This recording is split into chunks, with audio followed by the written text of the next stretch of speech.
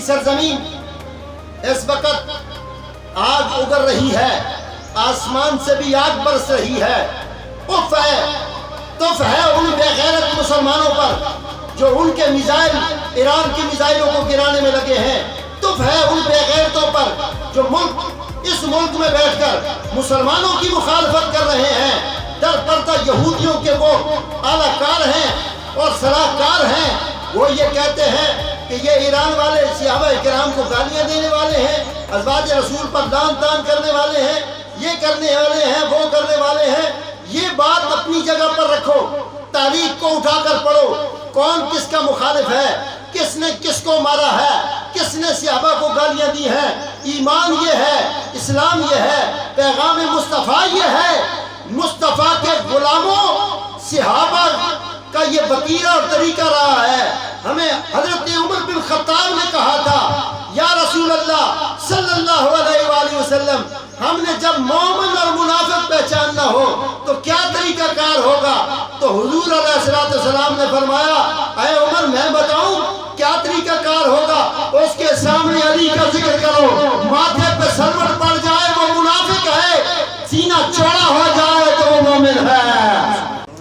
تو صاحبان علی وقار، آج کے دور کا مومن اور منافق پہچاننا ہے تو تمہیں ماضی پڑھنا ہوگا، ماضی کی تلخ حقائق کو اپنے لیے قبول کرنا ہوگا۔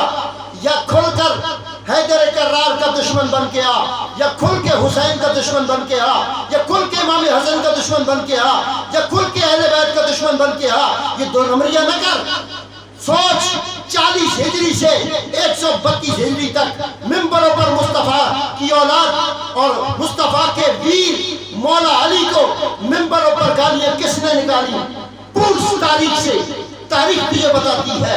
پوچھ کس نے علی نام کے لوگوں کو قتل و غارت کیا، کس نے حسین کے نام کے لوگوں کو مارا، کس نے امام حسین کے جنازے پہ تیر چلائے، کس نے امام حسن کے جنازے پہ تیر چلائے، کس نے امام حسن کے جنازے کو جو ہے وہ روضہ رسول میں تدفین نہ ہونے دی، اور پھر امام حسن کا جنازہ جنت البقیع میں مدفون ہوا، تدفین کی گئی۔ لوگوں، تم نے تاریخ کو پڑھا ضرور ہے، تم نے جنازے کے لوگوں کی گنتیاں ضرور کی ہیں، تم نے لاکھوں کے جنازے کے رش اور ہجوم کو کہا مرنے والا جنتی ہے۔ بتاؤ مصطفیٰ کے جنازے میں 11 لوگ کیوں تھے؟ بتاؤ حیدر کرار کے جنازے میں صرف 4 احباب کیوں تھے؟ بتاؤ خاتون جنت کے جنازے میں 2 احباب کیوں تھے؟ بتاؤ امام حسن کے جنازے پر تیر کیوں چلائے گئے؟ بتاؤ امام حسین کے خاندان کے اوپر جو ان کو شہید کر کے ان کی لاشوں پہ گھوڑے کیوں اڑائے گئے؟ بتاؤ سید زادوں پر ظلم کیوں ہوتا رہا؟ میں یہ کہتا ہوں لوگوں، سیدوں کے جنازوں کا اگر آپ نے اس کا مطالعہ کرنا ہے تو ہمارے سید امام موسیٰ کاظم علیہ السلام، آپ کے جنازے کو 4 مزدور کندھا دے کر بغداد کے پل پہ لا کے رکھ دیا اور کہا کون تدفین کرے گا؟ لوگوں، سیدوں کے ساتھ تو ظلم ہوتا رہا ہے۔ آیا ہے سید، برداشت کر یا پاس کر۔ یہ حاملہ سید، یہ سید زادہ، یہ سید ہونے کے ساتھ ساتھ خدا کی قسم جس کے چہرے کو دیکھ کر بھی انسان کا جو ایمان تازہ ہو جاتا ہے، سنت رسول سے بھرا ہوا چہرہ۔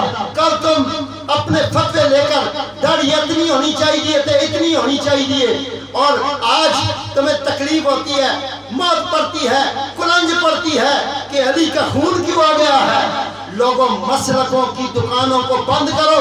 مملکت خدا داد میں عمل کی ضرورت ہے، یہاں فرقہ پرستی کی ضرورت نہیں۔ یہ فرقے کو ہوا دینے والے، ملک کے اندر انتشار پیدا کرنے والے، اگر کہیں سے بھی کوئی بولتا ہے تو اس کی آواز کا مقصد اسلام نہیں، پیغام اسلام نہیں، بلکہ اس کا مقصد صرف یہ ہے امت میں انتشار پیدا کیا جائے، امت میں نفاق پیدا کیا جائے، مملکت خدا داد پاکستان کے اندر فساد کو ہوا دی جائے۔ الحمدللہ جو سید ہوگا، محمد کا خون ہوگا، علی کا خون ہوگا، اس کا وتیرہ یہ ہوگا مرتے دم تک امن کے لیے جہاں بھی مسلمانوں پر ظلم ہوگا وہ ملکوں کی سرحدوں کو نہیں دیکھے گا، وہ اوپر سے بھی اٹھ کر وار کرے گا۔ تو ایران کی وار، اے ایران ہم تیرے ساتھ ہیں، اے سید زادے سید علی حسینی خامنائی ہم آپ کے ساتھ ہیں، ہم آپ کے ساتھ ہیں، ہماری نسلیں ہماری اولادیں آپ کے ساتھ ہیں۔ ہم اس پروڈکٹ کو کنڈیم تو کرتے رہے، آج موت مرتی ہے تعریف کرتے ہوئے۔ کس نے ہاتھ کو روکا ہے ظالم کے؟ تم کہتے ہو کہ وہ بھی کافر، وہ بھی کافر۔ ذرا اپنے ابا جی کو پوچھ جڑے دنیا تو ٹور گئے نہیں، خط پایا نے کہ جنت پہنچ گئے یا جہنم دی ترلی کھڑکی وچوں بھی انہاں اندر نہیں دیکھن دیندے، ادھر ادھر نہیں دیکھن دیندے۔ تمہیں کیا پتا کہ تم جنتی ہو یا جہنمی ہو؟ یہ مسکٹ کی دکانیں بند کرو، مملکت خدا داد پاکستان میں اسلام ہی چنگا لگتا ہے۔ اور یہ خامنائی سید یہ یہی کہہ رہا ہے میری جان قیمتی نہیں، میری عمر زیادہ ہے، میں بیمار ضرور ہوں، مگر کہتا ہے میری جان چلی بھی جائے اسلام ضروری ہے۔ کیا کہتا ہے؟ اسلام ضروری ہے، ایران ضروری نہیں کہہ رہا۔